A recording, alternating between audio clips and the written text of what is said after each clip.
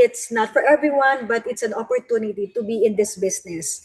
So it started with, converting my marketing savviness into having my own advocacy. And this is to campaign, take charge of your health.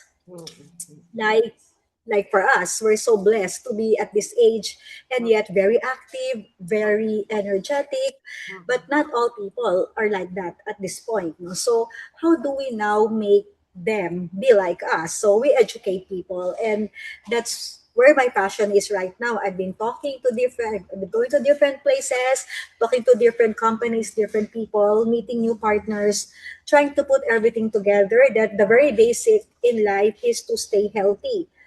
And it starts with taking care of your own family, of course, of your own self, taking care of your family.